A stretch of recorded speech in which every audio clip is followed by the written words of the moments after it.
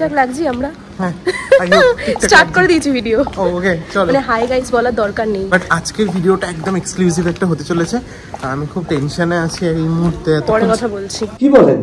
So actually আজকে আমাদের দুজনেরই একটা সাবস্ক্রাইবার অনেকদিন ধরেই বলছে, অনেকদিন ধরে আমাকে ইনস্টাগ্রামে বলছে দেখা করবে, বাট ফাইনালি আজকে দিনটা আমরা ফাঁকা আছি, তাই জন্য মিট করতে যাচ্ছি।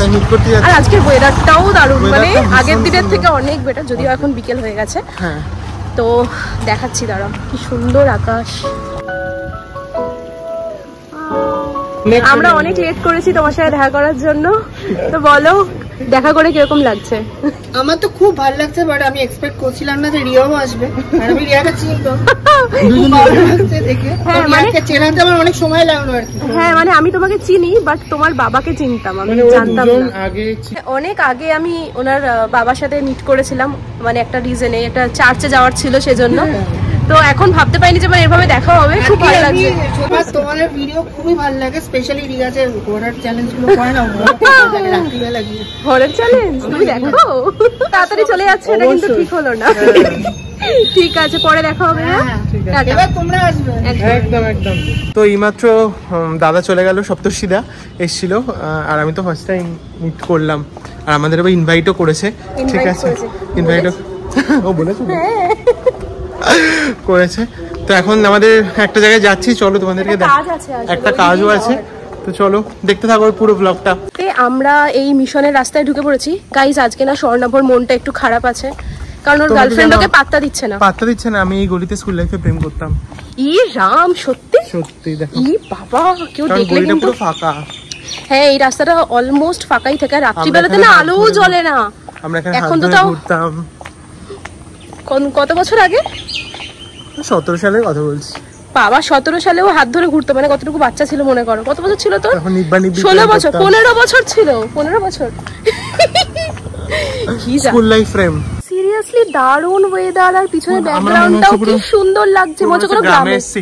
একসাথে বললাম হ্যাঁ সিরিয়াসলি তাই মনে হচ্ছে পুরো গ্রামে এসেছি। ওয়াও গাইস, অ্যাকচুয়ালি আমরা আশেপাশে এগুলো ভিউটা দেখছিলাম, দেখতে দেখতে হঠাৎ করে একটা দারুণ জিনিস আমাদের চোখে পড়েছে। খুব বাজে জিনিস চোখে পড়েছে। একটা দাদু লুঙ্গি তুলে শুয়ে রয়েছে।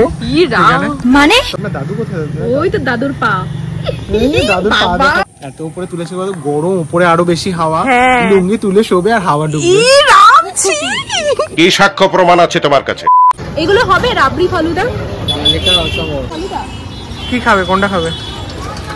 আমি এখানে নাম বলে রেখে দিলাম, ম্যাঙ্গো রাবড়ি ফালুদা।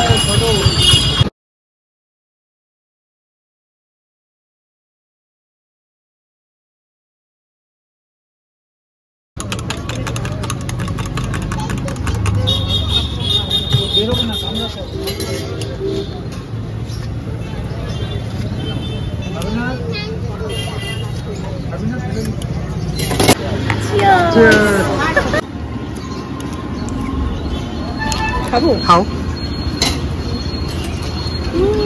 ভালো, খুব ভালো। অনেক হাঁটার পর অবশেষে আমরা একটু ফালুদা খেয়েছি, মানে এতটাই আমরা হেঁটেছি যে আমাদের একটু ফালুদা খেতে হবে। তোমাদের কোন ফ্লেভার ফালুদা পছন্দ অবশ্যই কমেন্টে জানাও। পা ব্যথা করছে আমাদের, একটু এত হেঁটেছি না, এই যে একটু পর পরই আমাদের জল খেতে হচ্ছে, এত গরম। জল কিনে নেওয়া হলো। হ্যাঁ জল কিনলাম, কিনলে। আর এই যে বসে রয়েছে ম্যাডাম এখানে, পায়ে ব্যথা করছে, হিল পড়েছে না ওই জন্য। অনেকটা হেঁটে হেঁটে যেতে হবে। তুমি কি জানো তুমি একটা ভূতিয়া চেয়ারে বসেছো, যেখানে কি সব লেখা, কি সব লেখা, না ভূতিয়া চেয়ার না, কি সাংঘাতিক গরম বাইরে, বাপ রে। মানে এইমাত্র বাড়িতে ঢুকলাম, দেখে বুঝতে পারছো কত ঘেমে গেছি। একটু পরে কথা বলছি। ঘরে ঢুকেই এসি চালিয়ে দিয়েছি, দেখো পারছি না সিরিয়াসলি, প্রচন্ড গরম। মানে বাইরে বৃষ্টি হলেও না একটা ভ্যাপসা টাইপের গরম লাগছে। এসেছি প্রায় 1-1.5 ঘন্টা হয়ে গেল, কিন্তু আমি এখনো অবধি মেকআপও তুলিনি, ড্রেসও চেঞ্জ করিনি। এসেই সোজা এডিট করতে বসে গেছি, কারণ প্রচুর কাজ রয়েছে। আর স্বর্ণাভকে আমার কিছু ভিডিওস দেওয়া ছিল, কারণ কি ওর কয়েকটা ভিডিওর ক্লিপ আমার ফোনের মধ্যে রয়ে গেছে। তো ভেবেছিলাম যে আজকে দিয়ে দেবো দেখা হলে, কিন্তু মানে ভুলে গেছি, মানে ও ভুলে গেছে আমিও ভুলে গেছি। ভাবলাম ও আসবে, কিন্তু এখন বলছে ও রাত হয়ে গেছে আর আসবে না। এই দেখো এখন এই ভিডিওটা এডিটিং চলছে মেন চ্যানেলের জন্য। তো যাই এবার ফ্রেশ ট্রেশ হই। আশা করছি তোমাদের ভিডিওটা ভালো লেগেছে। দেখা হচ্ছে পরের ব্লগে। এখন অনেক রাতও হয়ে গেছে, আমি খেতেও হবে। মেকআপও তুলতে হবে, মানে সব থেকে কঠিন কাজ হলো মেকআপ তোলা। মেকআপ করতে অতটা কষ্ট হয় না, মেকআপটা তুলতে এত টাইম লেগে যায় না, কি বলবো। যাই হোক, দেখা হচ্ছে পরের ব্লগে, ততক্ষণের জন্য বাই, টেক কেয়ার।